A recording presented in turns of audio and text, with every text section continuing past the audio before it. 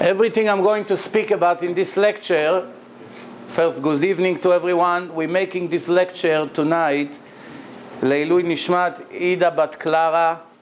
It's the mother of Gili and Yaakov. And I know this family for almost about 10 years. And before I will start the lecture, I want to tell you a short story. Everything I'm going to speak, almost everything, will be on the screen. You'll be able to watch it on the screen. I'm going to show my sources. This lecture, we should call it like a wake-up call. We are 2.5 months before Rosh Hashanah for a new Jewish year, before the Judgment Day. I want to tell you a story. I actually wanted today to speak about scientific proof for the Torah, that the Torah is divine, but then I changed my mind. When I saw the kind of crowd that I have here, I thought maybe we should be a little bit more advanced tonight and speak about some more wake-up things for all of us. But before we get into the lecture, I want to tell you a story. I'm sure that most of you knows that there is a boss to this world, and he runs the show. And everything that happened in this world, from the smallest to the largest thing, needs his approval. If you wouldn't agree with that, it wouldn't happen. Whether it's good or bad, that's besides the point. It needs his approval. If you wouldn't approve it on Rosh Hashanah, that's the foundation of Judaism. One of the 13 foundation principles of Judaism, 13 Ikarim, is that HaKadosh Baruch Hu is Mashgiach, he's supervising, he's in charge of everything. Even the way a leaf falls from the tree, if it's going left or right, it's in his hand. Which means if a leaf falls from the tree and somebody rides a carriage with horses and the leaf sticks to the wheel of the carriage and goes with the carriage about 5 miles away and then falls on the floor and one animal comes and eats it, a bird or something like this, everything is supervised. Nothing is coincidence. So to make my point stronger, about 6-7 years ago, maybe 5 years ago, it's hard for me to remember exactly what, I gave a lecture here in Brooklyn to many Israelis. It used to be the Israeli club, the Israeli home, whatever you want to call it, Abaita Israeli in Brooklyn. And Israeli guys used to come every night, non-religious. And Baruch Hashem, many of them today are fully religious. They used to come, I used to give lectures over there. One time, I had two very stubborn guys. They had very long hair, like extremely long and puffy. And for about an hour, I was begging them to remove the hair. According to Judaism, long hair is very bad luck for the person. For men, not for the ladies. For the ladies, you're allowed to be pretty to your husband, you can have long hair, no problem. But for the men, the longer the hair is, the worse it is for him. It's judgment. It brings judgments on the person, less mercy. Dinim, that's what according to Kabbalah. So I knew that if I'm going to convince these two guys to remove their hair, that's going to be a major step forward to move them towards religion. But it wasn't easy. They were willing to do a lot of mitzvot, but they're not willing to remove their hair. After I'm begging them for an hour, showing them proofs, it's not working. 11 o'clock at night, I look through the door, I have a visitor. Who comes? Gili Asapar. Gili, the famous barber, walk into the place, and guess what? He passed by. He heard that I'm giving a lecture there. Not only that, he comes with the haircut machine and the scissors, and he walked in and he's holding it in his hand. Now he doesn't know what's going on in the lecture. He walked in. I say, what are you doing here? I heard you giving a lecture here, so I passed by. So I say, but why are you holding in your hand these barber things? I'm arguing with them. He said, no, I gave a haircut to somebody privately, and I just brought it with me. I was a few blocks away. So I say, you came right on time. So I look at the two guys. I say, no, what else do you want? God has sent you the barber right to the place, 11 o'clock at night after an hour of argument. Do you have any more doubts? These two guys, one of them was Yossi, one of them was Oren. This guy, Oren, was holding his head. He said, I hate to do it, But this guy left me no choice. I gotta take off the hair. Right away, we brought the cameras. We have the pictures if you have doubts. We started to take pictures. We gave them haircut. But wait, this guy Oren, when his hair was off, he went to the mirror. Then we heard the scream, no! No, what did I do? He began to cry. Forget it. Listen to this story. Then I was telling the other guy, I want to take you with me 1 week to the yeshiva. I want you to see what's to learn Torah is. Yes, I promise you. Sunday you pick me up. I think it was Tuesday. I said by Sunday it's going to cool off. Right now it's hot. He's willing to come. So I told him, no, by Sunday you're not going to come. Now you're willing to come. No, but I have to tell my boss. I got to give him a warning. I say, no, no. Then I had an idea. I say, you know what? How much money you have in your wallet? He opened up his wallet. He has 200 and something. I say, give me $200 deposit. If you come on Sunday, as soon as you walk in the door of yeshiva, I hand you the $200. If you don't come, I put it in a pushka box, in a tzedakah box of the yeshiva. Fair deal? Yeah. He said, fair deal. He took out the $200. He gave me the $200. Sunday afternoon, he showed up to the yeshiva. Right away, he comes to me. I pull out his $200, say, relax, here is the money. He said, you know why I'm here? For the $200. He was working, making $350 a week, working very hard. And I say, here is your money. Those two guys are rabbis in Israel today. Oh, Hashem. You understand? So here you go. Hashem is watching everything. You just have to be blind to ignore it. If you want to see, you begin to see. The more you investigate, the more you see. Let's start the lecture. We know that the Torah, the last book from the 5 books, Sefer Dvarim, is a repeat of the entire story of the Torah, plus it's full with musar, ethics, conscience, guilt, warning, reward and punishment, things that are already very famous in history. The Jews, the Muslims, the Christians, they all believe in our Torah, not only the Jews. If you know the debate that I had with this Christian professor, we didn't have an argument about the Torah. About the Torah, we all agreed it's the Word of God.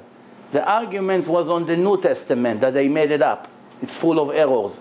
But about the Torah, nobody had any doubts. Not the Muslims, not the Christians, not the Jews. We know we received the Torah in front of millions of witnesses.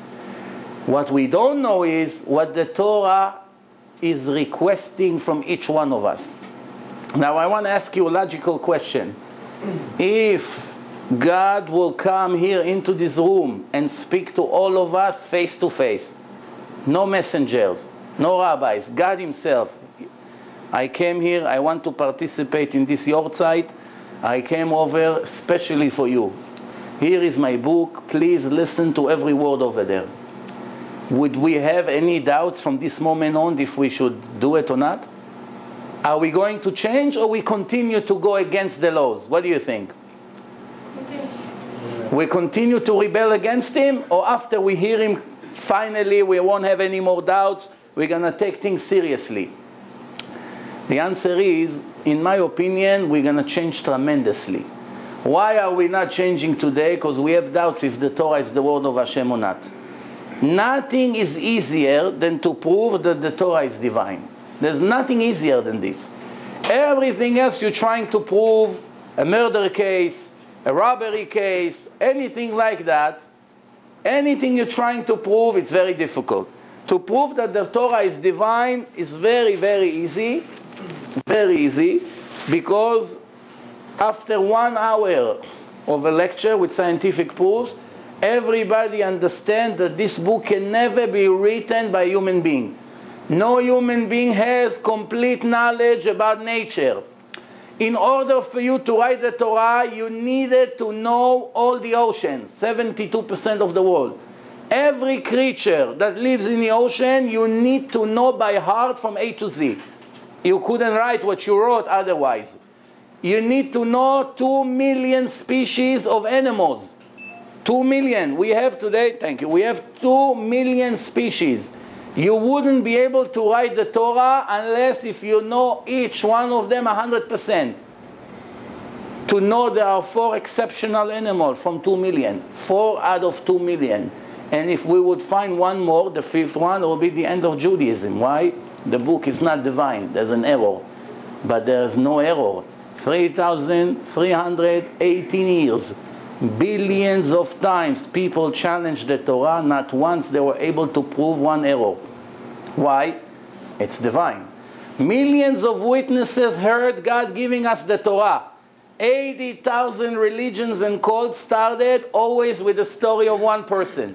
Not once in history one of the Gentiles that made up a phony book was able to bring even one witness to his story. It was always his word against our word, 50-50 right there. It starts with 50% doubt. The only book in history that was given in public to millions of witnesses is Judaism. It gets better. The Jews that received the Torah were not so interested to change. They are not different than us. The nature of the person is to be free, freedom. Let us do whatever we want. Don't tell us what to do. Live your life, let me live my life. Nothing is changed in the psychology of the human mind. What's changed? That 3,318 years ago, when the people wanted to go against, they had no choice. They had to accept it for one reason. When they opened up the book, they saw that the book is speaking about them. They are the ones who are acting in the book of this God. Now tell me please, who knows better than you what you did in the last year? Does anybody in the world can write a book about everything you did in the last year and he's going to be more precise than your book? He knows better than you what you did? Of course not. You know what you did from A to Z in the last year.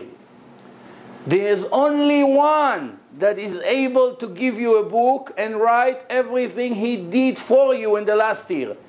And remember, if you're going to find one thing in the book that relates to you that is not 100% correct, there is no point of continuing with this book. Why?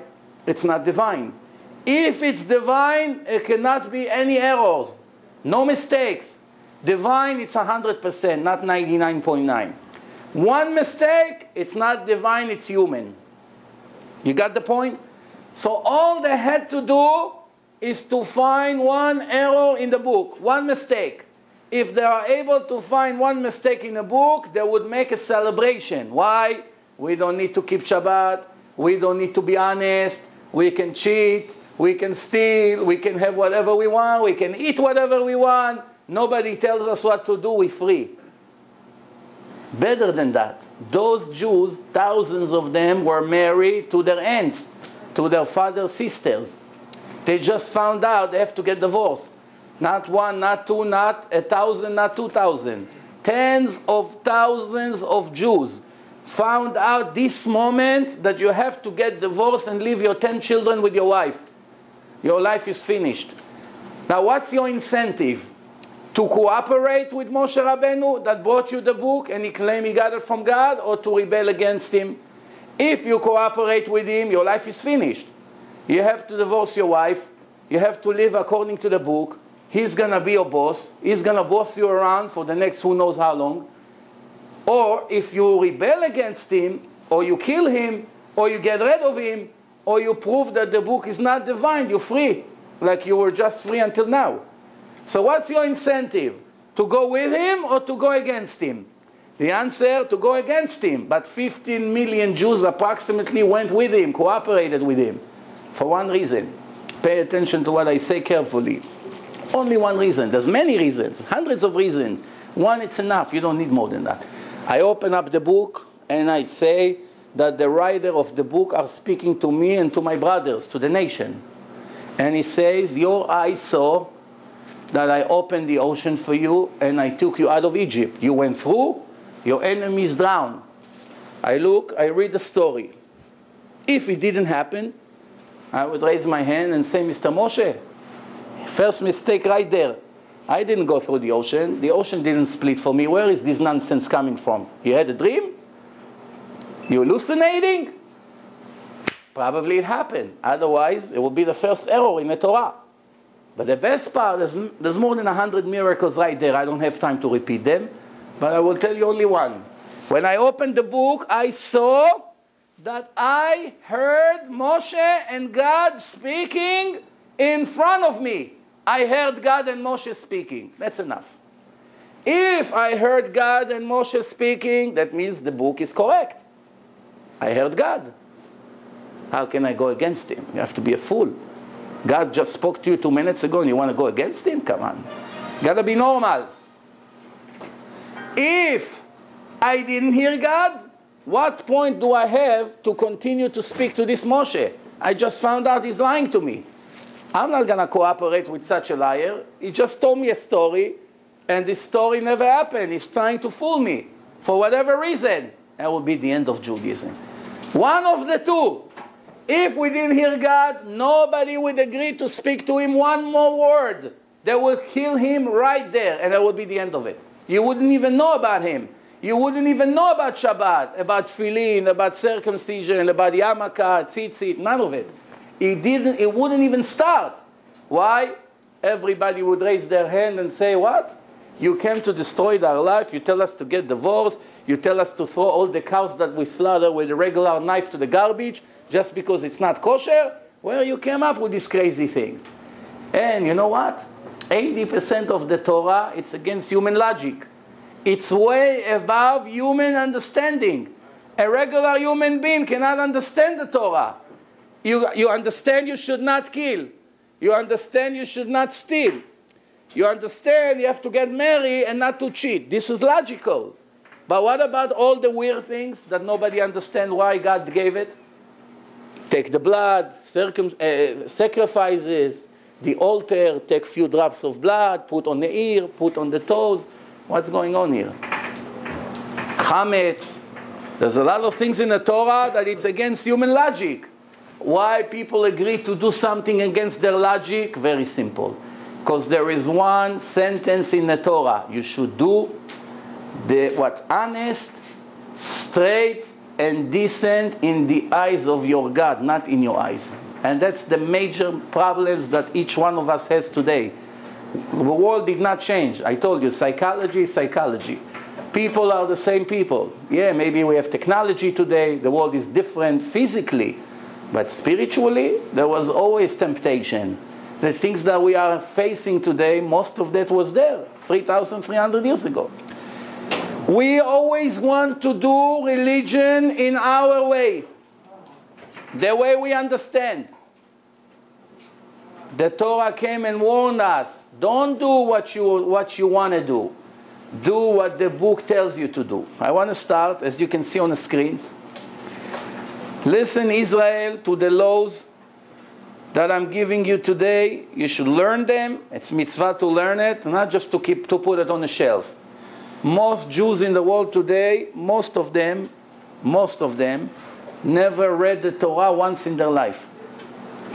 Take 13.2 million Jews, take the Haredim, take 1 million, 2 million of the ultra-Orthodox people that learn Torah daily, take them out. Ask all the secular Jews if they read the Torah carefully from the beginning to the end, even once in their life. You'll be surprised, you won't find one, not two. You will not find one that read the Torah once. How can it be? Now, you may tell me they don't read the Torah for one reason. They just don't believe it's divine. Why should they waste a few hours of their time to read the Torah? Makes sense, no? My answer to you will be, if I put 100 cups of water here on the table, and one of them has poison in it, and you just came from the desert after 3 days. 3 days you did not drink and you're very dizzy. You have 1 more day to live. By tomorrow night, everybody dies. But you're very dizzy right now. So you have 2 choices. One, to gamble, take 1 cup of water and drink. Take the risk. Second, to suffer 24 hours extra, and tomorrow night we'll make it to safe water and to live for sure. Do you think that anybody here would pick up the cup and drink and take a risk to die immediately, knowing he can survive and in 24 hours he's going to find safe water? What do you think? My answer to you is, I asked this question in many places for many, many years. I never found anybody that is willing to take a risk and drink from a cup that there could be poison in it. Even though the percentage is only 1 out of 100. 1% out of 100 a chance to die. 1 out of 100. 99% that nothing will happen.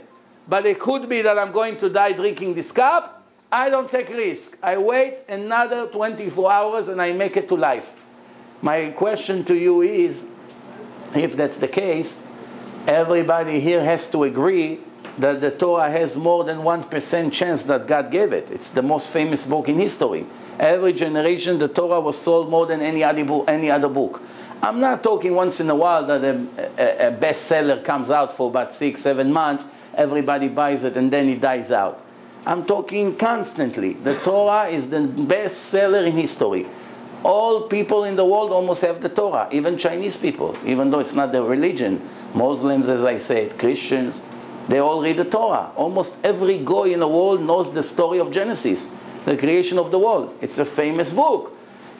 You have to agree that there's at least more than 1% chance that this is the book of God.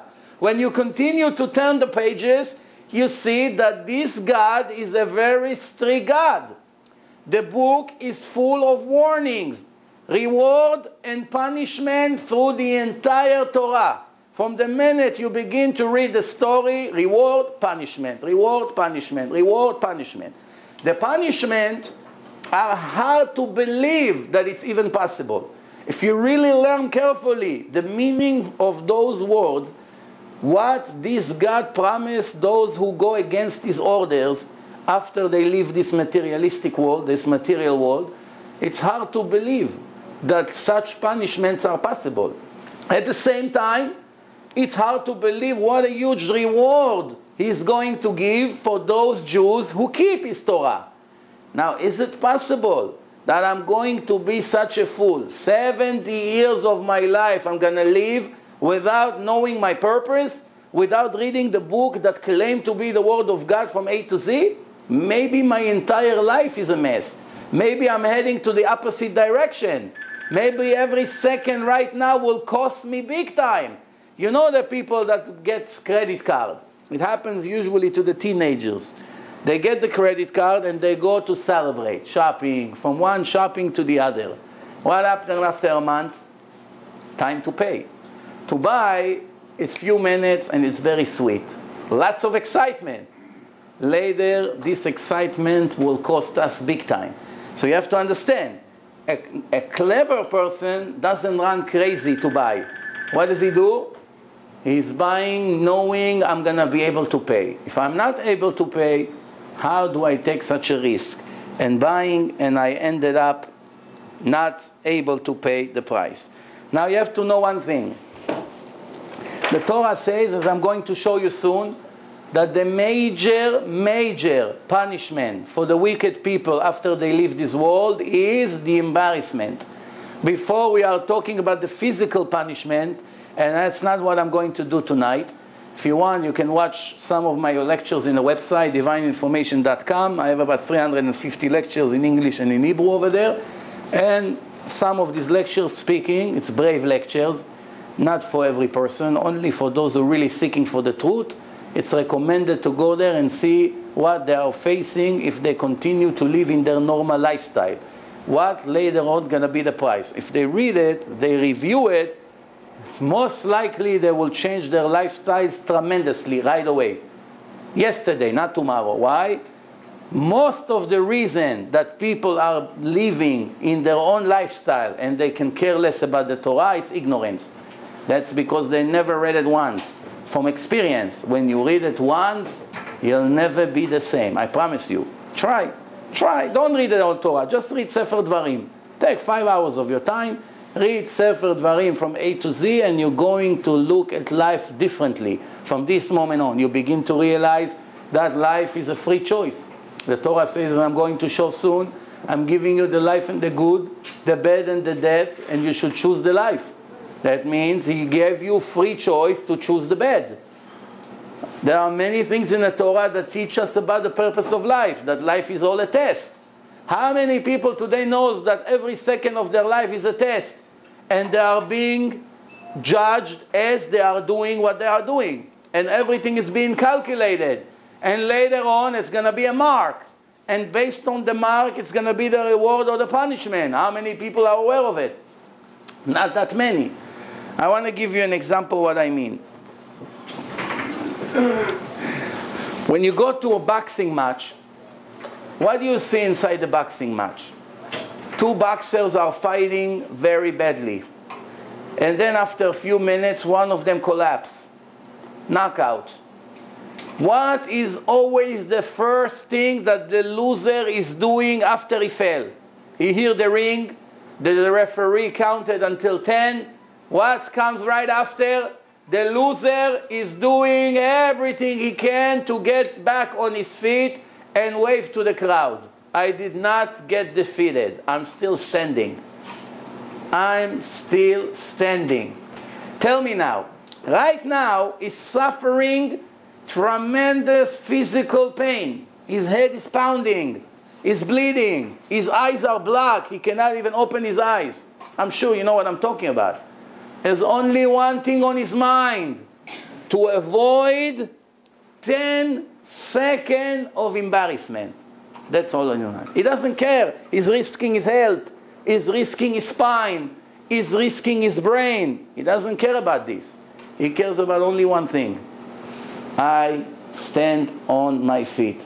Why is it? Because embarrassment is a very, very, very painful punishment. Very, very painful punishment. Much worse than physical pain. Much worse. People that got beat up by robbers, by enemies, they did not commit suicide because of that. People knew that tomorrow they're going to publish about them an article in a newspaper and people would know a secret about them. They jumped from the windows. They couldn't take the embarrassment. And the major punishment over there, remember, is the embarrassment that everything you did in your life will be reviewed from A to Z. I want to start. The Torah says, listen, Israel, to the laws that I'm teaching you today. You should learn them and make sure to do it. Some people say, Rabbi, I'm religious in my heart. It's enough. I love God. I respect the Torah. My grandfather was a rabbi. But I'm not, I'm not in a mood to do it. I mean, it's too hard for me. It's hard for me, my business.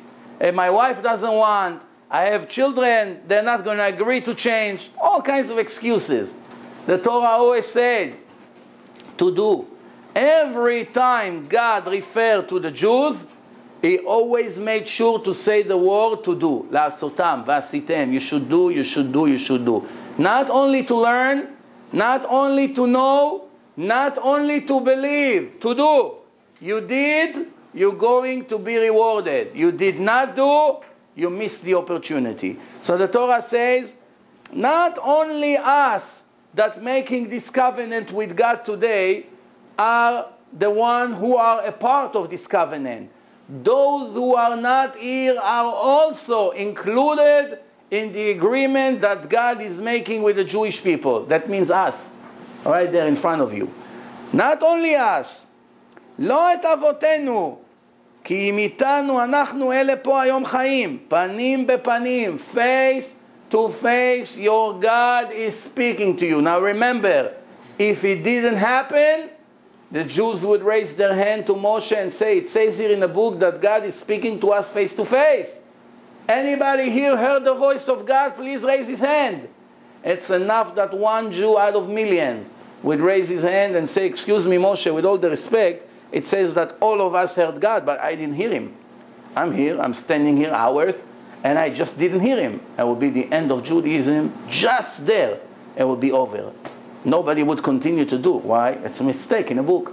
Mistake in a book, it's not divine. It's not divine.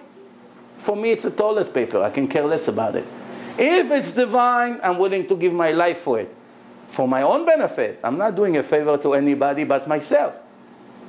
If it's not divine, why should I waste a second of it? You got to be a fool to follow something that have questions about it.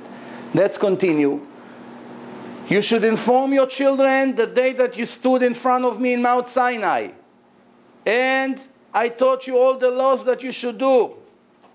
God spoke to me from the fire. You heard his voice, but you did not see any picture. Today, your God is ordering you to do these laws. You should keep them and do it with all your heart and all your soul. You're willing to give your life for the truth. How many people here are willing to give their life for the truth? How many? Today, God is showing us that people who live in a complete illusion, they follow a false book, false prophet, a book that never gave even one prophecy, full of contradiction, full of mistakes. They're willing to die. They scream and they blow themselves up. Why? Because somebody sold them a story that they go to heaven. They're willing to kill themselves just because somebody in a mosque told them a story, even though it's never mentioned in the Quran. And we are the only nation that received the book of God, is full of evidence that there's life of eternity, as I'm going to show you. We can care less about it. What an embarrassment. And again, it's not because we're evil. I don't believe. It's because we are ignorant, and ignorance is very painful. Why? Because if you don't know computers, what can take you a minute will take you a week. You're going to type non-stop because you didn't know there's one function. You press 5 buttons and you can send 1,000 emails to 1,000 people. Rather, since you're ignorant, you didn't learn computers, you're lazy, you sat for a week and you sent 1,000 emails. Why? Because you're a fool. If you would invest 5 minutes to learn the manual of the computer or the software of this computer, you would save yourself days of agony and pain and sweat and backache. Why? Ignorance. Ignorance not only in Judaism, not only in religion, in everything in life, is the biggest enemy for the person. Ignorance, remember, borut. So the Torah says, today your God is making you a special nation, as he promised your fathers. And he elevated you above all the nations. You're not a regular Gentile anymore, right here in front of you, for those who wanted to read the source. Until now, you were a regular nation. Today, I am making you my personal children, spiritual children. I'm your spiritual father. I make an agreement with you. If you listen to me in this life, which is a test, I am going to inherit for you a life of eternity. If you're not, you will see later what's going to happen. I'm making you above all the nations to be holy. What's holy? Holy means special, unique, different than all the others. As we continue, the Torah says, when you keep these laws, you are benefiting yourself first. You're not doing it for me, right there. Leman yetav lecha, for your own benefits. You are not doing me any favors. I do not need from you anything. I'm perfect as it is. I was here before I created this world. I will be here after. I do not need anything for myself from you. Since I set a system of tests and rules, I am testing you, and if you listen, first of all, you are going to benefit, you and your children after you for eternity. Lecha ulevanecha acharecha. Then the Torah continue. The Torah says, when you keep the mitzvot, keep it 100%. Don't do just what you feel like doing. Don't add to it. Don't decrease anything from it. Follow it in the original way that the order was given. Why? It's divine. If it was a human order, no, you're human, I'm human, I did it more or less. What's the difference? If it's divine, 1% change, it's 0. I just did not listen to the orders. I just want to give you an example. To make tefillin, there's hundreds of steps. From the minute you slaughter the cow until it becomes 2 black boxes with parshiot inside, it's a long process that takes up to a year. If you messed up in one of the steps, one of them, the tefillin is not kosher. You paid a lot of money and it's worthless. It's nothing. It's like an empty box. Why? Because it's not 100%. It's only 99.9%. One letter is missing from the Torah, it's nothing. It's not divine anymore. As error. Error, it's not divine. Let's continue. The Torah says, find another nation that have such a righteous Torah like this book. There's no other. There's only one nation that receives such a righteous Torah. There's no other nation that receives such a decent tzaddik. Tzaddikim means righteous. Righteous laws like these laws that I'm giving you today. So just be careful to keep it as the highest way possible. Then the Torah continue. I'm quoting everything in pink. This is what I'm talking about. The Torah says, and now Israel, what is your God asking from you? What am I asking from you? Am I asking something impossible? I'm asking something that it's very, very possible. A piece of cake. Just it. Nothing is too difficult. It's difficult for someone who never learned. For someone who went in it. After 2-3 months, he finds out that it's not the end of the world. You get used to everything. You get used to it. You begin to do it. And later on, it's becoming easier and easier. Who can raise his hand here and tell me what's the purpose of life? What are we living for? To make money? To eat? For what? To have children? You become a chimpanzee if that's the purpose. To fix what we've done before. Huh? To fix what we did in the past life. The answer is nobody in the world really knows, unless if he's ultra-orthodox, nobody really knows what's the purpose of life. You ask people on the street, you go to Wall Street, what's the purpose of life? To make money in the stock market. You go to the farmers, what's the purpose of life? To take care of the cows and the horses. You go to Hollywood, what's the purpose of life? To be a movie star. You go to the stadiums over there in Israel and in Europe, what's the purpose of life? To make it to the team, to become a professional soccer player.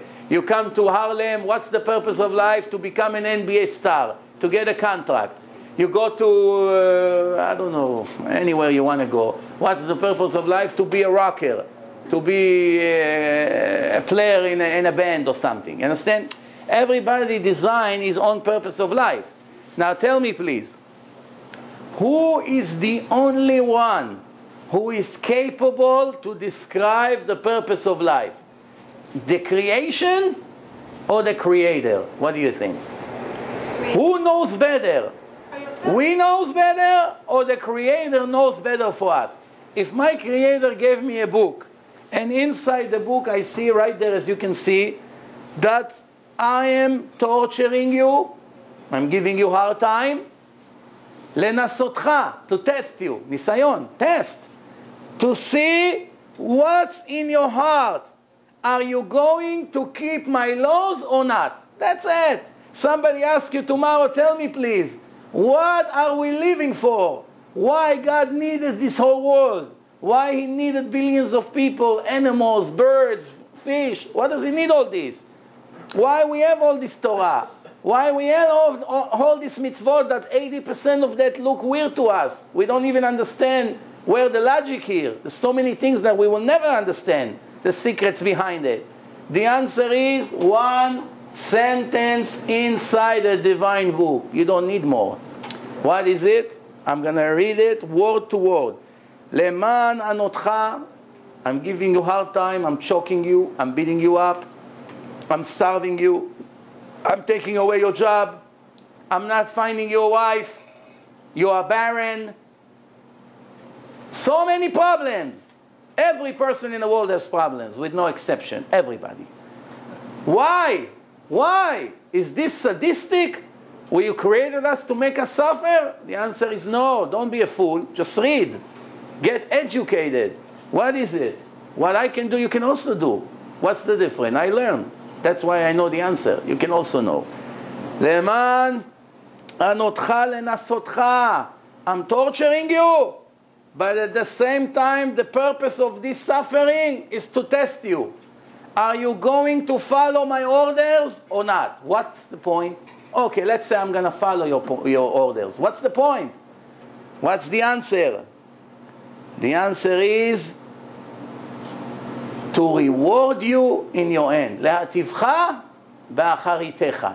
I am the faithful God that will pay you the reward that I promise in so many different places in the Torah. Soon we are going to talk about this reward. It pays for you to stay, believe me. It's important for you to know what are you going to earn if you're going to dedicate some of your time to keep these laws. But before that, the Torah says something tremendous. You should know that a person doesn't live only by food, by bread. No. כי לא על הלחם לבדו יחיה האדם. Not only thanks to the food you're alive. כי על כל מוצא פי השם יחיה האדם. You have to live, and the life, the gasoline for your life is the Torah, the words of God. Not only food. Food the dogs also have.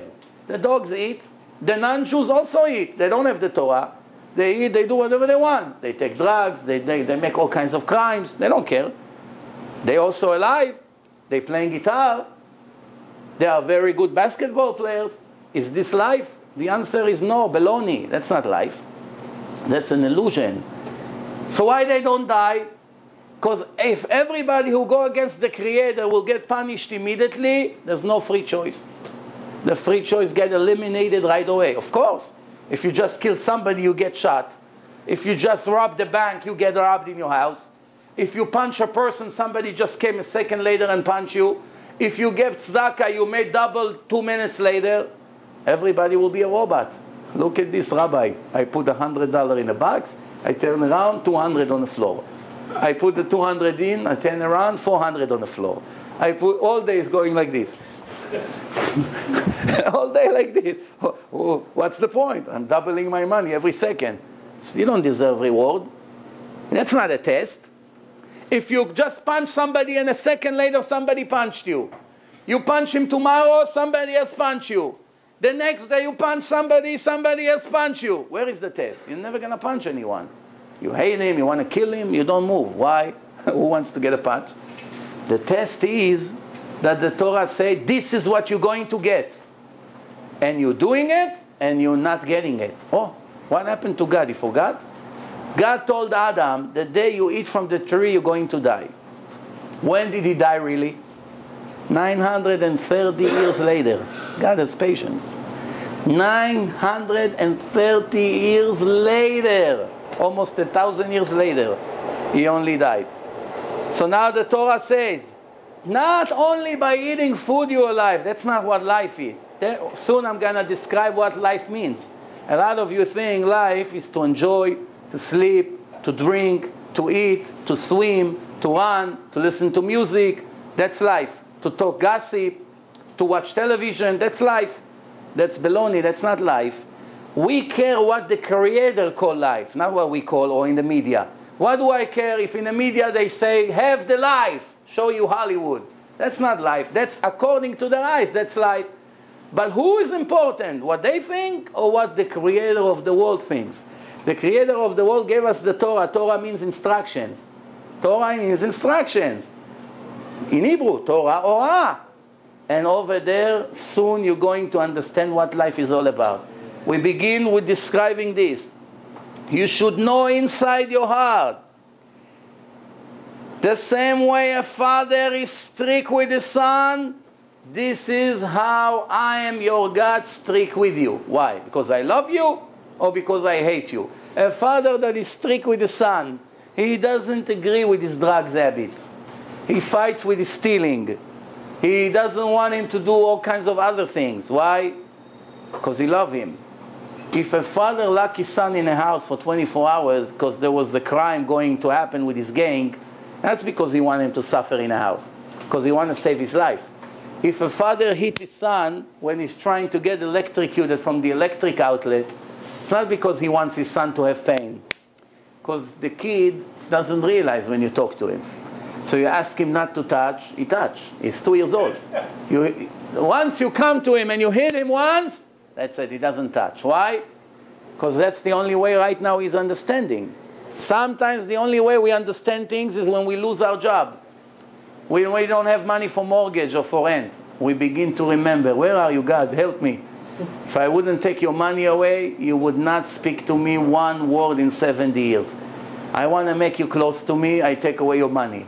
When your money is gone, you call your father, I don't have, I'm broke. You call your mother, I'm broke. You call your brother, I'm broke. You call your friends, everybody runs around with excuses. What's happened? Oh God, please have mercy on me. They're going to throw me out of the house, I have children, what am I going to do? What made you speak to God? That he took away your money. It's no problem for him to give it back to you. He is the master of everything. People think to make $1,000, you know, it's easy for God. To make $1 million, it's a little bit harder. He has to sweat. He has to work very hard to give me $1 million. Baloney. Million, 1,000, 1 billion, it's the same thing for him. It's no difficulty whatsoever. It's all a test. The same way a father is strict with his son, this is how your God is strict with you. Be careful not to forget the day that you receive these laws from me. Don't forget. You're going to end up lose. Don't forget. If you remember and follow it, you'll win. If you ignore it and you forget it, you lose big time. Then the Torah continue. People say, okay, Rabbi, I'm willing to keep Shabbat, but I have a problem. What is my problem? I have a business. And I work in a mall. And in a mall, if you don't open on Shabbat, you have a big problem. You cannot make business. All the business comes on Friday, on Saturday and Sunday. If I close Shabbat, it's the 4 major days of the month. I have no chance to be in business. Somebody like this, it's not only a fool. He doesn't have an idea what life is, how life is managed. He thinks that the more you work, the more you make. Because this is nature. If I work 10 hours, I made $100. I work 15 hours a day, I make $150. Technically, naturally, you're right. 10 hours, $100. 15 hours, $150. No arguments. The boss counting extra 5 bills. No problem. But you don't know is that what you make has nothing to do with how much going to be left in your hands. You can make $1 billion a year. And the end of the year, you're in deficit. You know this boxer, Tyson? He was making every 5 minutes $30 million. Again, and again, and again. Hundreds of millions. That's besides all the money he made from all kinds of investments. One day, they say on the news that he's selling his house, 60 bedrooms, for $4 million. The house worth $30 million. He needed money today. He went and sold the house for $4 million. One time he's driving in Midtown Tunnel with his Ferrari, 200 miles an hour inside the tunnel. The cop pulled him over. He said, take the Ferrari, $700,000 special car, custom made from Italy for him. Take the car, leave me alone. The cop took the Ferrari. He got away with the ticket. Why? Doesn't want to lose his license. So in a second, he lost $700,000. These people make, but they can lose it all. He got to bankruptcy. Same thing the other one. What's the singer's name? Jackson. All of a sudden, he bankrupt. He made 1 or 2 mistakes. God took away all his money. To make a lot of money, there's no guarantee you have blessing in this money. Sometimes you make very little, but your engine never break. You don't have any delegation. You don't need lawyers. You get all kinds of benefits that you didn't know where it comes from. And in the end of the year, even though you made nothing compared to your boss, you save more money than him. Why? It's all an illusion. People have lots of money in their hand, but God is the only decision maker. You don't believe me? Here, I'm showing you the source. The source is like this. I gave you cities full of wealth that you did not build. Cities. Countries, cities. You did not build them. I gave you houses full of wealth that you did not fulfill. Wells that you did not dig. Vineyards, olives you did not plant. Eat and be full. Enjoy. I'm happy that you're happy. No problem. But be careful. Don't forget your God. Don't be ungrateful. If there's something I really hate, is ungrateful people. I cannot stand proud people. I cannot stand ungrateful people. Can somebody raise his hand here and say, I am not ungrateful to my Creator? How many times you tell him thank you that you're able to walk? How many times you tell him thank you that you're not blind? How many times you told him thank you that you have children? You know 15% of the Jews in the world cannot have children. How many times you told him thank you that you have a beautiful house? How many times you told him thank you that you eat great food every day? That you're healthy? That there are trillions of miracles happening in your body every second. Trillions, not billions. Trillions of miracles every second in your body for you to function. If you learn about the body, you'll be shocked how many miracles are happening for you to function an extra minute. And you come to your wife in the end of the business day, honey, the food is ready? What a deal I made today in the office. I'm such a genius. I'm a superstar. I made those 2 companies doing business. I'm going to cut from them commission, and from them I buy this building. This is what the Torah says. Be careful, because your God is very strict. Don't test him. Don't play games. Do not test your God. You did it in the past. Don't continue. לא תנסו את השם אלוקיכם. You should do the straight and the decent in the eyes of your God for your own benefits. Not for me, for you. Now remember, the Torah gave us a warning. We forget this warning every day. I promise you that we forget it. Even the religious one forget it sometimes. Here, right on top of the page. Eat. Be full. Have great houses. You're going to see it. You're going to have lots of horses and cows and everything, and gold and silver, and everything you own is plenty. And then you become proud, and you forget your God that took you out of Egypt. You used to be a dirty slave, and I released you to freedom. And what did you give me in return? You rebel against me. Sometimes a person comes and says, listen, I don't understand. Why God made such a thing called forgetness? Why are we forgetting things? Imagine, you leave Brooklyn, you take all your suitcases, you're going away to vacation, 4 hours ride. You finally get there to the hotel, you forgot to bring your credit card. Now you can't get to the hotel, you don't have money, you have to go all the way back 4 hours, such a nightmare. So you're starting to say, what's going on here? What a mind I have. Why do I forget things? You know why God made us forget things? I'll give you an example. If a person, his wife passed away, we are here because of this situation tonight. A person that finds out, chas v'shalom, sometimes a person knows in advance that his wife is on the way to Olam Haba. It takes a few months. Every day she gets closer to the next world. So at least psychologically he's preparing himself for this. But sometimes it's a complete surprise. He left the house, 10 minutes later he got a phone call, your wife just died, or the other way around. What a nightmare. What a nightmare. Just to begin to think, that's it, his life is finished. He thinks, that's it, I wish I would die, not her. Why do I have to live through this? Billions of things go through his mind. He begins to cry, he's depressed. He doesn't care about his businesses anymore. The business is losing millions. He doesn't care about this. He only cares about one thing. I became a miserable person tonight. My life is changed. It's never going to be the same. That's what goes through his mind. But 5 years later, you meet with him. How are you, Moshe? Jokes, laughing, drinking, enjoying, listening to music, dancing in weddings. You're now thinking, I saw this Moshe 5 years ago on the floor, crying, pulling his hair. I don't want to leave. People spill water to his face in a funeral. And then 5 years later, you see him in a wedding, goes like this. What happened? Forgetfulness. God had mercy on us. If he wouldn't create forgetfulness, a person from the first little tragedy that he had in his life, he would sit on the floor for 50 years until the day he died. That's it. Why? It will never be better. It will always be like it just happened, because I'm not forgetting. A year later, it just happened now. There's no forgetfulness. 5 years later, it just happened now. Life is over. It's going to ruin the entire test. Why God made us life here? He wants us to move on with the life. I gave you this tragedy. It's in my hand. If I didn't want it, it wouldn't happen.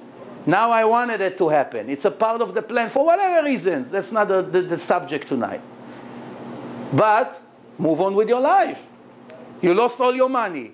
Come on, I'll help you out. We'll start again. You got divorced. It's not the end of the world. Get remarried. Have children. That's what it is. Forgetfulness. So what did we do with that? We took this gift and we used it against him. We forgot him. That's the problem here. Just imagine, one guy came to his friend and said, hey, Yitzchak, I see that you went bankrupt and all the banks running after you. People knock on your door morning after morning. I have a surprise. I have a great advice for you. What's the advice? You pretend you became completely full. That's it. You're mentally ill. Everybody who comes, you begin to make faces, jump, scream, goes like this. After a while, they realize there's no point of running after you. You're crazy. That's it. You're mental. You're mental. You cannot deal with mental people. So one thing that this guy that gave the advice to Yitzchak, he once lent him $1,000 before. So now after a week, he comes to visit him. Yitzchak, how are you doing? Wow, Moshe, your plan is working beautifully. 99% of the collectors already left me alone. They came a few times. They saw I'm crazy. I'm making faces. I'm jumping. I'm making all kinds of weird voices. They left me alone. They realized there's nobody to talk to. So now, after another week or two, this Moshe comes, knock on his door. Yitzchak, what about the $1,000 you owe me? He begins to make faces. He say, you fool, I gave you this advice. You use it against me. I help you to help you around against all these people. You're taking it against me? That's what we do to God. He gave us all these benefits. We take it and use it against him. Right? Now, the Torah continues. The Torah says, after you're going to be so successful, you know what's going to happen to you? You become a proud person. You don't have patience for poor people. You don't have patience for people that are not bosses.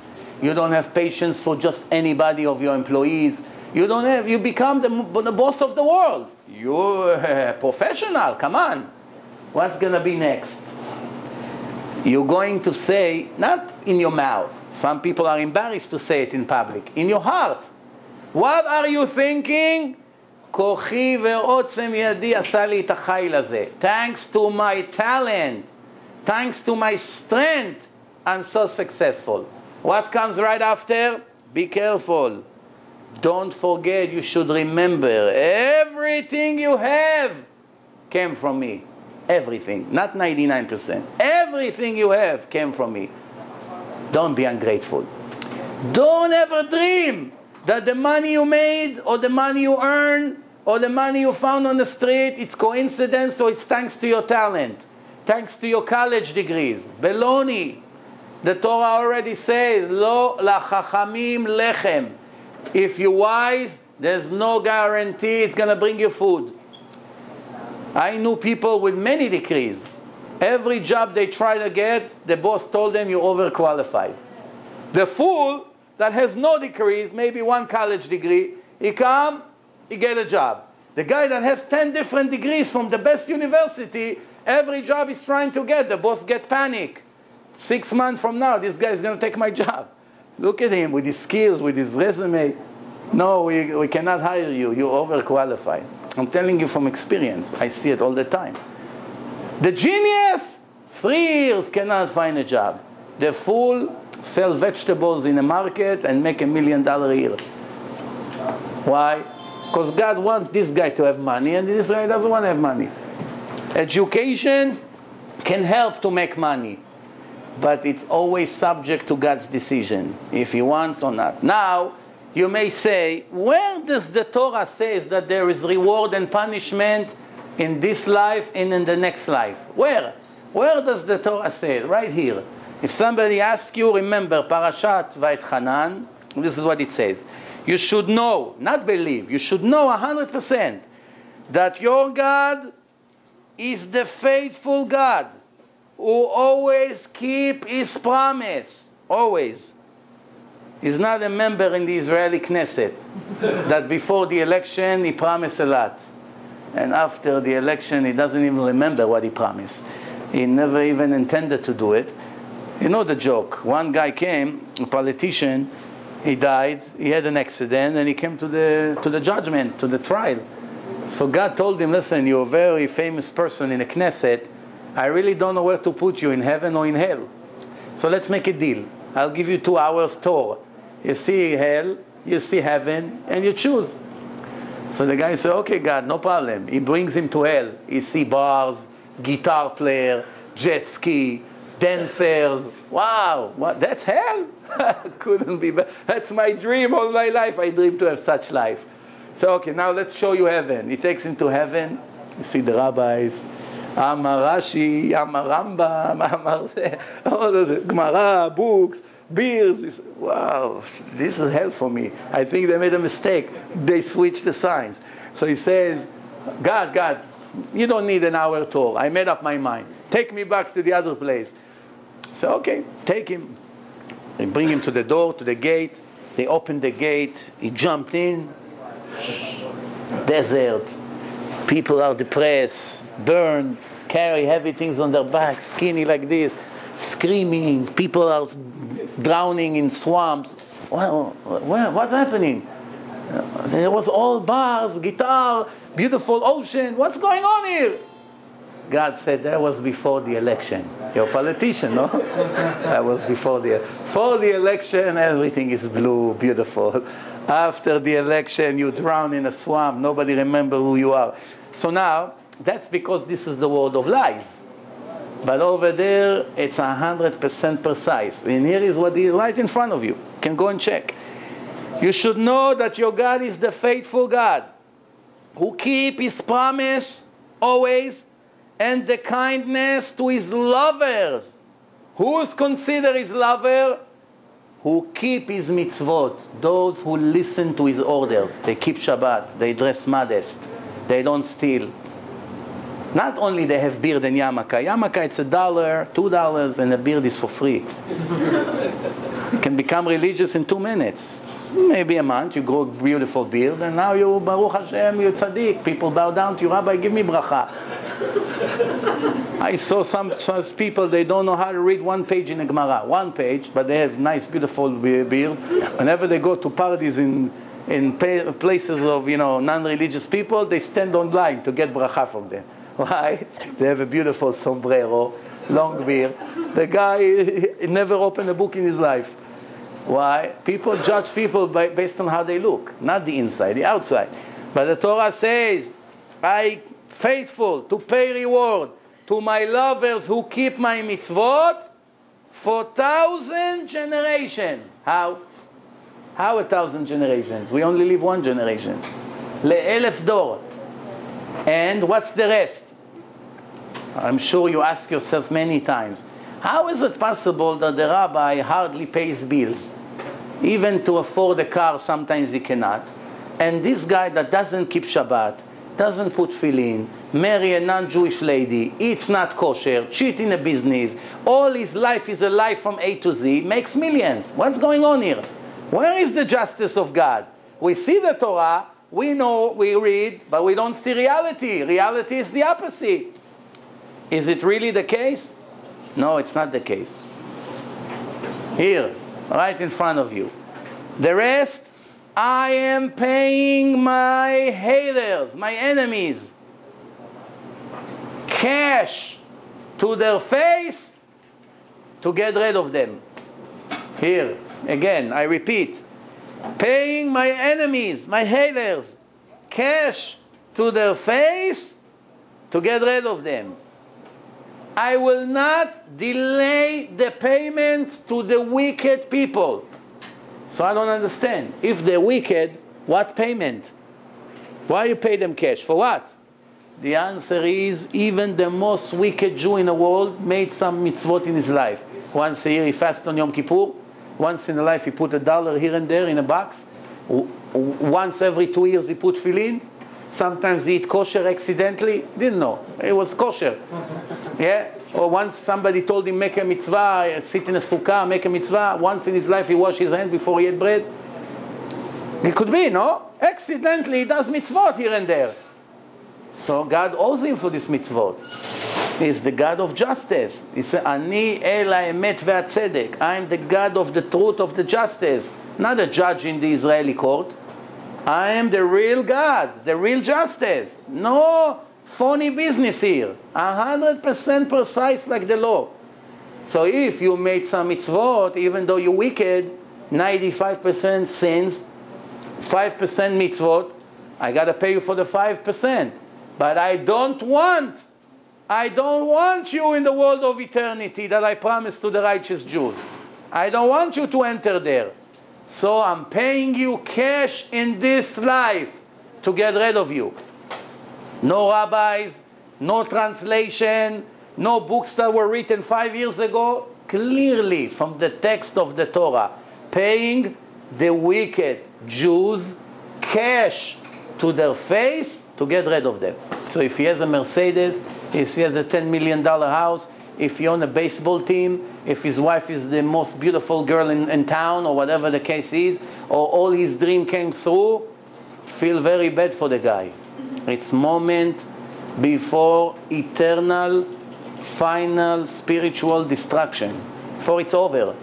He gets paid before it's over. If you still have doubts, this is another sentence. Ish ba'ar lo yeda. A fool will not know, and an ignorant will not understand. Befroach reshaim kmo esev, that the wicked people are popping from all over. Everywhere you go, people with no yarmulke. Everywhere you go, girls that forgot to get dressed. Here and there you find righteous person walking on the street. Oh, 1 million wicked people just passed by. Here is one tzaddik passing by. Baruch Hashem. One out of 1 million. What's going on here? Befroach reshaim kmo esev. The wicked people are popping from all over. Why? Vayatzitzu kol po'alei aven. All those who go against God, you hear about them everywhere. In the media, in the newspapers, everywhere. What's the last final word? Lehishamdam adead. They're all popping up. They are famous. They're in control. They're in charge of the media. They're in charge of the government. They're in charge of the business. Moments before I destroy them permanently. It's inside a divine book. I didn't make it up. If it was up to me, maybe I would judge them differently. But I'm not God. That's his decision. So what's better? To enjoy 20 years here in illusions that you think you're really enjoying, but nobody is happy in this life, I promise you, nobody. And I speak to very wealthy people in some of my lectures. Very wealthy people. I'm talking in billions, not millions. When they come to cry to me after the lecture, and the next day, if I show you the list of my emails, you won't believe how miserable they are.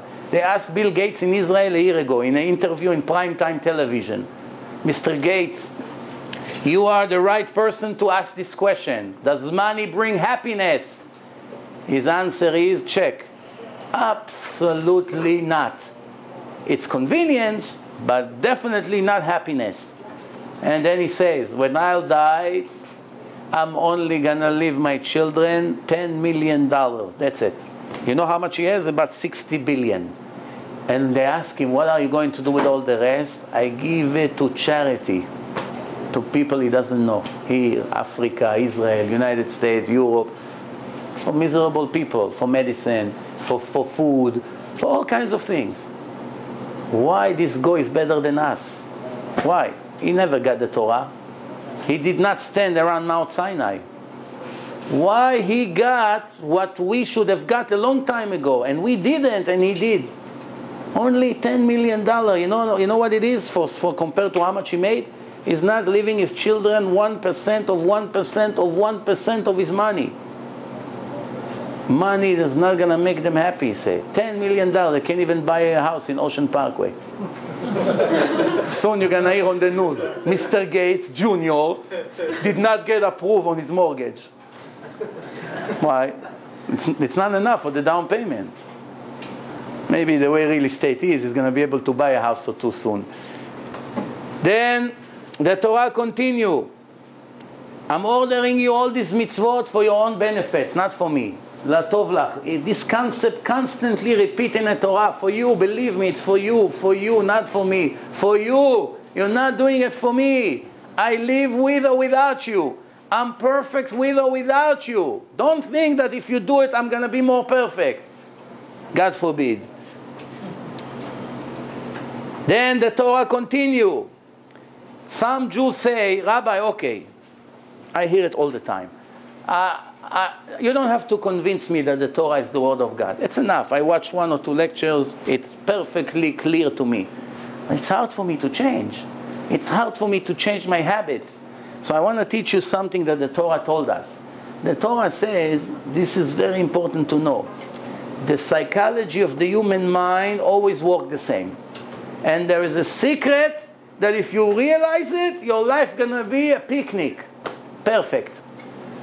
אחרי הפעולות נמשכים הלבבות. After the actions, the act follows the heart.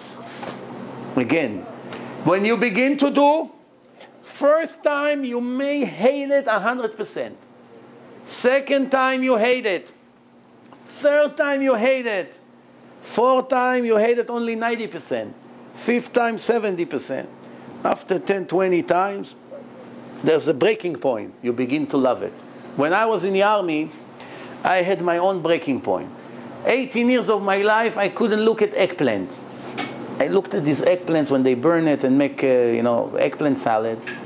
Couldn't even look at that. All these strings like this. Wow. How can people eat such a thing? Eggplant, I'm running away. Poison. Come to the army. What do you get every day? Cases of eggplant. Make something to eat. So they cut, they fry. There's nothing to eat. Once you don't want, twice. You begin to taste. You close your nose. What happened today? It's my favorite food. I didn't have a choice. I had to eat. Once, twice, 3, 4. Now, I can live without it. What changed? The tongue is the same one. The body is the same body. The head is the same. The food is the same. Nothing changed. There's a secret in life that God made. You're going to do because I told you to do. I promise you, guarantee. Not 99%, guarantee 100%. You're not going to die before you fall in love with this mitzvah. Guarantee. You cannot keep Shabbat. It's difficult for you. You think it's boring. You're thinking you're losing a lot of business. Yes. It has to be difficult. That's the purpose of the test. If it's not difficult, what do you want the reward for? Some people say, okay, Rabbi, I'm going to be dressed modestly, but I don't want to cover my hair. Just leave me the head. The head. I want my hair. Come on. Okay, I'm going to dress skirts. It's too difficult for me to cover my hair. That's your test. What's hard, it's your test. What's easy, you're not going to get reward for. A guy has $1 billion. Somebody came and begged him, give me $1,000 charity. He wrote him a check, $1,000. Do me a favor, I'm busy here. Just get out of here. I don't want to lose time here. Why? It's not difficult for him to give $1,000. When he come and ask for $1 million, what? $1 million? Who are you? His heart is boiling. When he gives $1 million, he's going to get a huge reward. When he gives $1,000, he's going to get a small reward. Why? The Torah says, according to the efforts, that's how the reward is going to be. Now, each one of us is different than his friend. What's difficult for me could be very easy for her. It could be even more difficult for him. Sometimes a person has no desire to lie. He's born honest. From the day he remembers himself, Jew, Goy, it doesn't matter. He has no desire to lie, to cheat, to be tricky. He's very straight, 100%. Why? That's not his test in life. When his previous life, he already corrected these habits. That's why he doesn't have desire to be a liar. His friend cannot live without a lie. Moshe, is it day or night now? Oh, the sun is shining. He lies just for the fun. Even when he does not get any benefits from his lies, he cannot live without it, because that's his test in life. One guy is a thief. The other, you leave him with piles of diamonds. He'll never take one. even non-religious person. Why? It's his nature. Why? That's not his test in life. Sometimes we judge a person on the news. What? This guy has a beard, he's religious, and he's a thief? I'm better than him and I'm not religious. The person may look at that and say, I'm better than this guy. No, you're wrong. He's a million times better than you. Because for you, you don't have desire to be a thief. That's why you don't understand. How is it possible that this guy with the yarmulke is a thief? That's his test in life. That's why God made it difficult for him. Sometimes you see a guy is very faithful to his wife. Religious, not religious, that's besides. The Torah improve you, of course. That's what the purpose of the Torah, to show us the right way. But naturally, there's two brothers. One is cheating on his wife constantly, and the other doesn't even think about it. Why? Because this is his test, and that's not his test. So remember, no matter what test God gave you, according to how difficult it is, that's how much the reward is going to be. If it's very hot in this lecture tonight, I know some people left after 5 minutes because it's a sauna here, but those who stayed, it counts for them like 100 lectures. I should have told you that in the beginning, but maybe it's better I didn't, because now you stay for the truth, not for the reward. You have to know, the Torah says, one mitzvah in sorrow and pain equal like 100 without any difficulties. If you learn or you listen to a lecture when you're all sweaty and it's difficult and it's whatever the condition are, and you sit in beautiful air condition and beautiful great chair, everything is perfect, over there you get a much higher reward. Why? Because you are suffering while you're doing the mitzvah. That's the highest level. That's the highest level. We read in the Torah, we open the Torah, what do we read? And after those things, God came to test Abraham. Again, another test. 9 different tests he already had. Not enough. God comes to Abraham and says, do me a favor. I'm not forcing you. Just do me a favor. Kach na. Please. Not an obligation. Please take your son and slaughter him. After 99 years, he waited for this son. After God told him, don't worry, Ishmael is not going to inherit you. Your own son is going to inherit you from Sarah. After God told him, go teach the Goyim not to throw their kids to the fire. I'm not interested to take babies and kill them for God. That's not what I want. After all that, one day God comes to him and say, everything I told you, now I'm telling you the opposite. You just told all the people not to kill their son, you're going to kill your son. I promise you that your son will inherit you, now I'm telling you, go kill him. What made Abraham so great? That all 3 religions admire him. The Torah says a few things. First thing, when God told him that, he did not make a beep. God, doesn't make sense. You're contradicting yourself. You're the God of the truth. You told me that he's going to be he's going to inherit me. Now you tell me to kill him? What's all the people that I taught not to kill their children are going to say about me? Everything I said was a lie. I'm going to kill my own son, not a beep. Not only that, he goes to sleep at night with no problem. How do we know? Because the Torah said that he woke up very early. How can a father go to sleep when God told him, go slaughter your son tomorrow? Would you be able to fall asleep? You know you have to kill your son? Now, if God will tell us to kill our son tomorrow, what time would we do it? Would we do it 6 in the morning or would we do it 7 in the evening? We would wait until the last minute of the day, no? To have another 12 hours with our son, to hug him, to kiss him, to sit with him, to learn with him. Let's spend 12 hours together. What, I'm going to rush to kill you? I have all day. But the Torah says, Vayashkem Avraham baboker. He woke up first thing in the morning. Sunrise, he was already there. You understand? והאלוקים ניסה את אברהם, ניסיון. God tested him. He was fooling him. Go kill your son. He never intended for him to kill his son. So what are we seeing here? God is testing you. Don't give up. And what happened right after? When God told him, don't touch your son, he said, let me make a scratch, something, a little blood. I came all the way here. Say, don't touch him. Now I know that you are 100% righteous. אתה ידעתי כי ירא אלוקים אתה. And that's it. You became a legendary person. Why? Because you passed the test. And a difficult test, not an easy test. You see $1 by your friend's pocket, you didn't steal. What a tzaddik I am, I didn't steal $1. It's not a test. A test is something that you're dying to do and it's difficult. And you're giving up. Why? For the truth.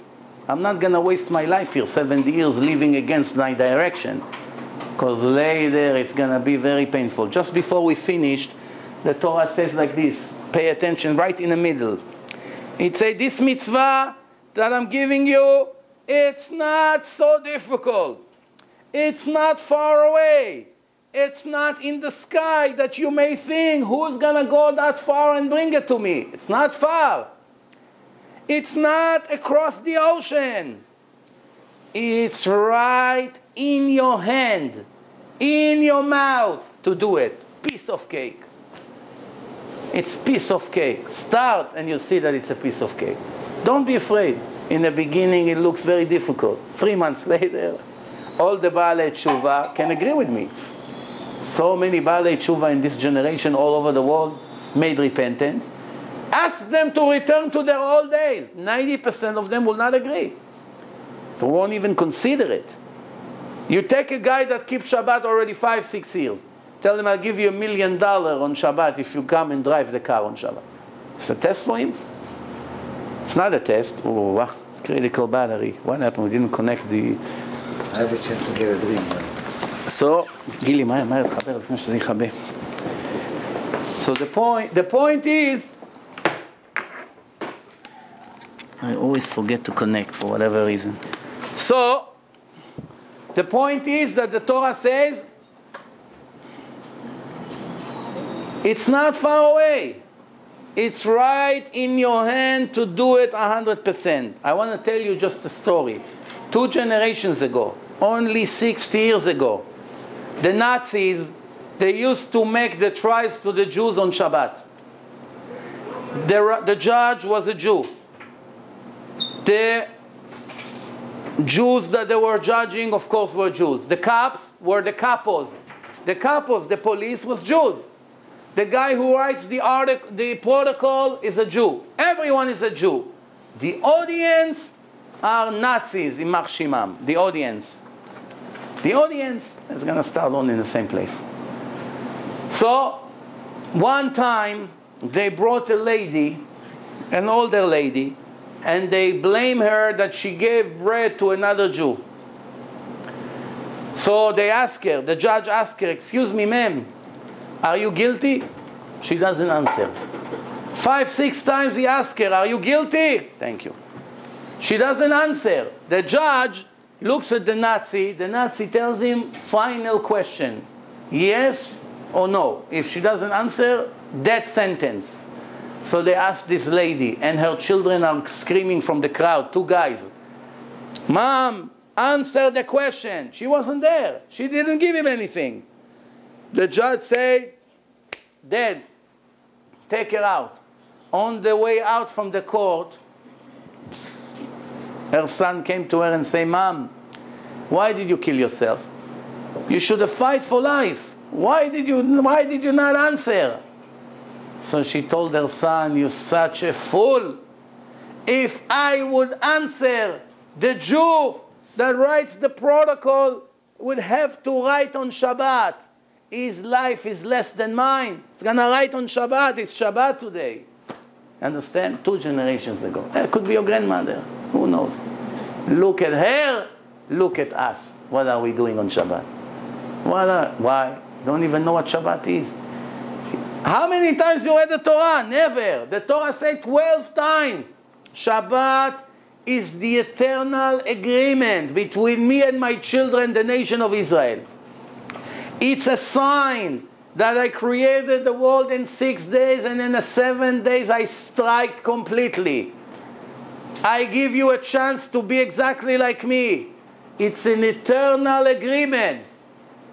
The nation of Israel observed the Sabbath to make the Sabbath an eternal agreement between me and the nation of Israel. It's eternal agreement for eternity. What does it mean?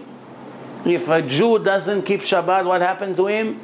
He cut his wire from God. He's not connected. He cut his Judaism away. He can return tomorrow if he's going to start keeping Shabbat again. But as long as he doesn't keep Shabbat, he has no part of the world to come. No part of the world to come. He doesn't keep the covenant, the main covenant. Shabbat, Shin, Bet, Taf, abbreviation, Shabbat, Brit, Filin. Shin, Bet, Taf, Shin, Shabbat, Bet, Brit, circumcision, Taf, Tfilin. What's special about these three mitzvot? Those are the three mitzvot that the Torah says it's a sign between me and you. It's a sign, it's an agreement. Shabbat, Shin, Bet, Taf. The nation of Israel observed the Shabbos. Today, 70-80% don't keep. What happened? They die today or tomorrow, they finished. They cannot enter the world of eternity. No chance whatsoever. Halacha in Shulchan Aruch, the Jewish book, the Halacha of Shulchan Aruch in 7 different places. I didn't write it. We received it in Mount Sinai. Don't blame me for that. The Torah says, in Shulchan Aruch, 7 different places, different chapters, Mechalel Shabbat is 100% like a goy. No different whatsoever. If he touched the wine, you have to spill it to the garbage. If he lost an object, you have no obligation to return it to him. If he's a witness in a court, you cannot take his testimony. If 2 people came and say, this person just killed the other, one of them is not Shomer Shabbos, you let the murderer go free. The punishment of Mechalel Shabbat in the Torah, don't believe me, read. You don't have to believe me, read. It's much worse than the punishment of a murderer. And if you're clever, you understand what does it mean in the eyes of God. If he gave a worse punishment to Mechalel Shabbat than a murderer, what do you understand from that? That in his eyes, doesn't matter what I think or she thinks and he thinks. Doesn't matter. We did not create the world. We did not write the truth. According to the Creator, to be Mechalel Shabbat is a worse crime than a murderer. If I tell you can't take a baby and blow his head off, would you do it? For $1 million you wouldn't do it. But if I tell you light a cigarette or turn the cell phone on Shabbat, no problem.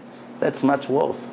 But you are ignorant and you don't know that in his eyes is much worse. Why? Because that's what they taught you in Aleph Dalet Gordon school that you went, or in a public school across the street. Why? Because the teacher is Chinese. What does he know about God? Or Christine, or Mr. Moscovich, a Reformed Jew. Does he know about the Torah anything? He's married to his boyfriend. They're still dreaming to have kids together. He got married in a church. That's the teachers here in the schools. What do you expect from him? He's going to teach you the truth of the Torah? He violates the rules of the Torah every second of his life. He may teach you about computers very well. He may teach you medicine. He may teach you to be a great chef, or a painter, or a barber. But he cannot teach you the truth of God because he's violating this rule every second. Just before we finish, I want to tell you another story.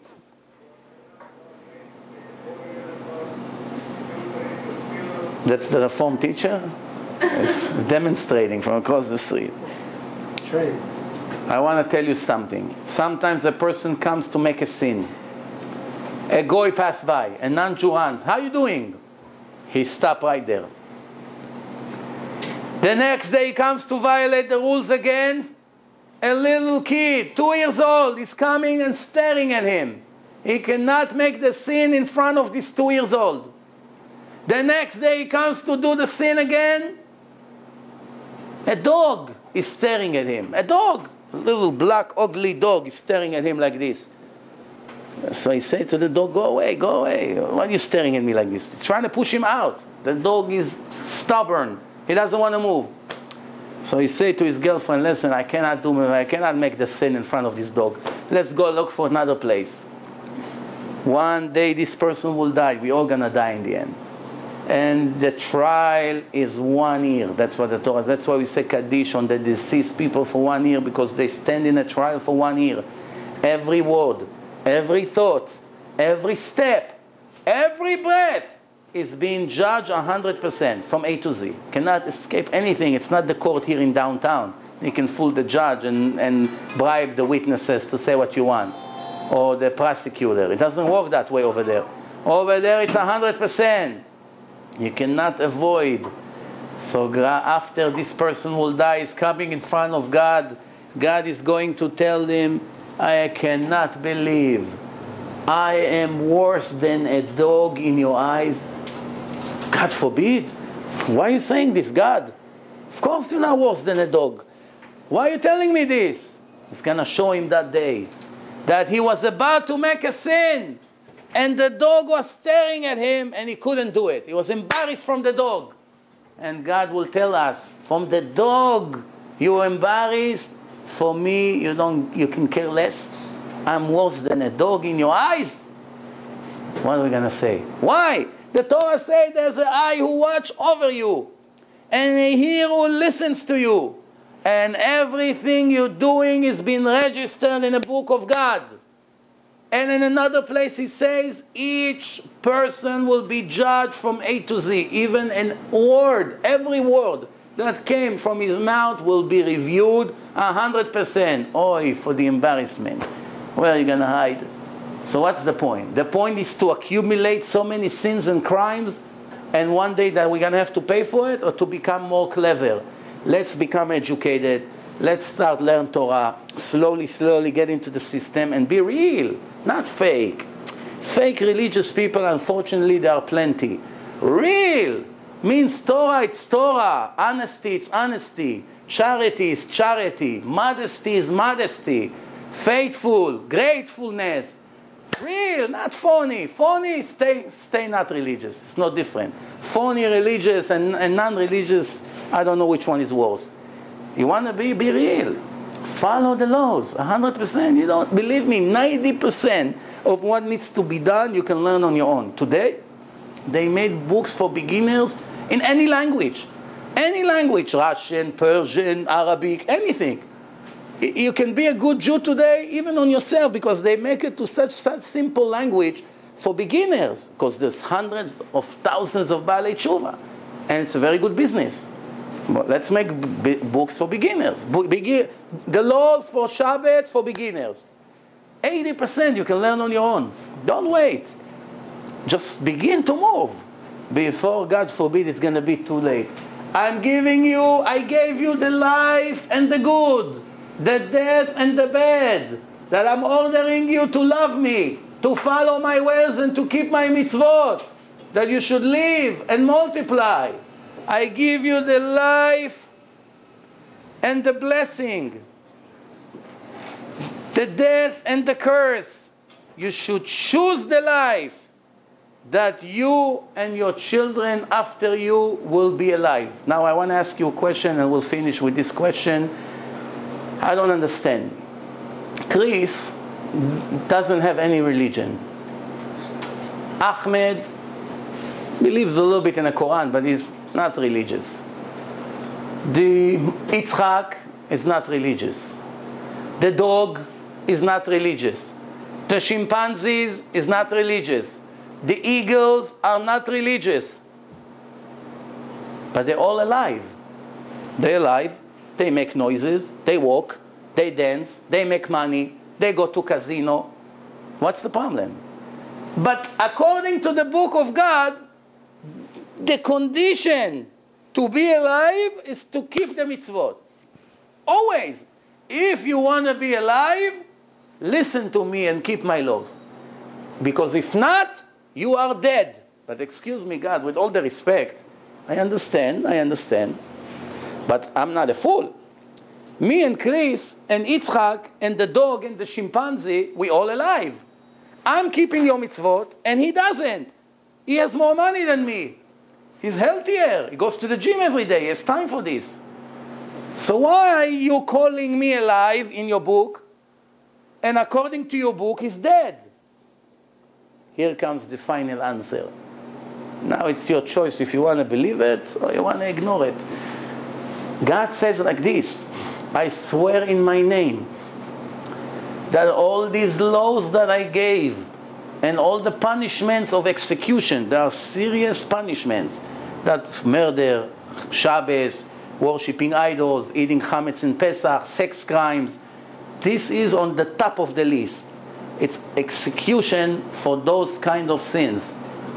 So now the Torah comes and say, even though I gave all these executions, punishment, I swear in my name, it's the highest level of promising. I swear in my name that I'm not interested to kill the dead. Rather, I'm interested that he will return from his sins, that he should live. Simple Hebrew, no translation. Here, I am not interested to kill the dead. How can you kill a dead? If a dead body is laying here, you can kill him until tomorrow. It's no different. Cut him to pieces. It's not going to make a beep. He's dead already. How can you kill the dead? No, you cannot kill the dead body. It's dead already.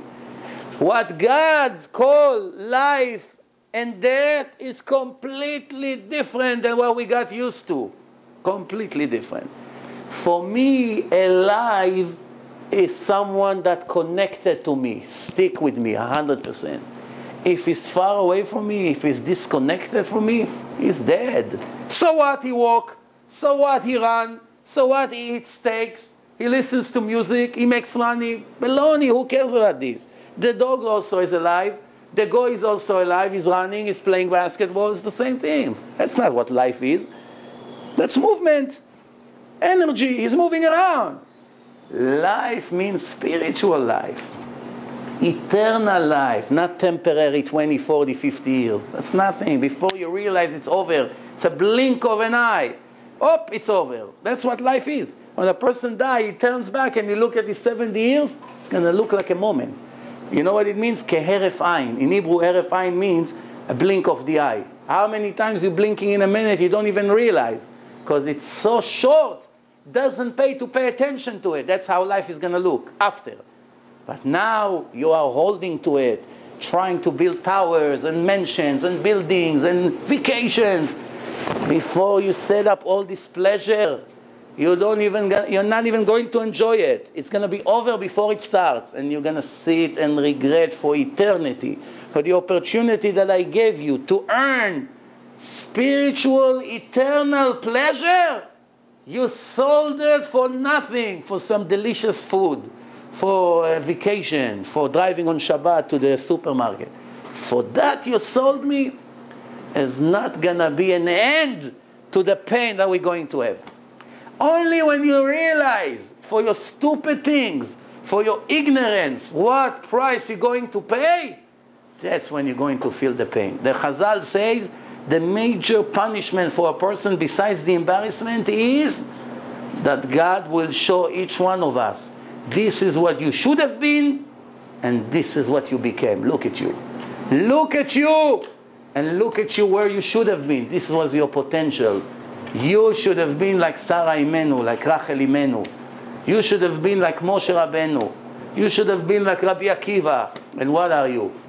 Going to a soccer game on Shabbat, eating seeds like a monkey and screaming, yes! The ball went into the net. I'll die for it. That's the purpose of life. I'll die for my team. Rabbi, what are you talking about? That's what we're living for. To see somebody take a piece of leather, kick it, and it goes into the net. Ah, Baruch Hashem. Bless you that you created me to see this moment. Where does it come from? From stupidity. The stupidity become inside our veins already. It's like in our genes. We don't even realize. Somebody that is in the bathroom is singing. You know why? When someone is entering, he's dying. 5 minutes later, he's singing. You know why? When you're deep in the, you know what?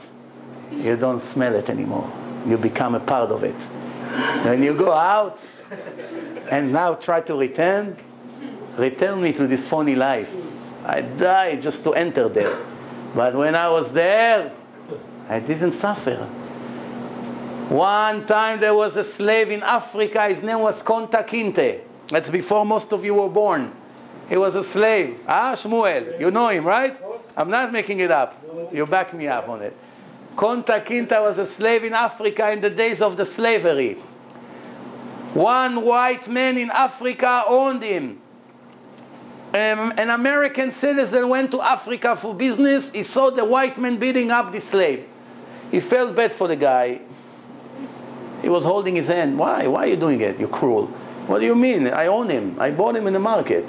Okay, how much it cost you? $20. Here is $20. I buy him from you.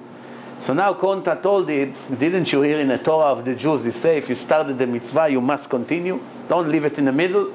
You leave me here, you get back on the plane, they'll grab me again. They own me again. I have no choice. I have no rights here.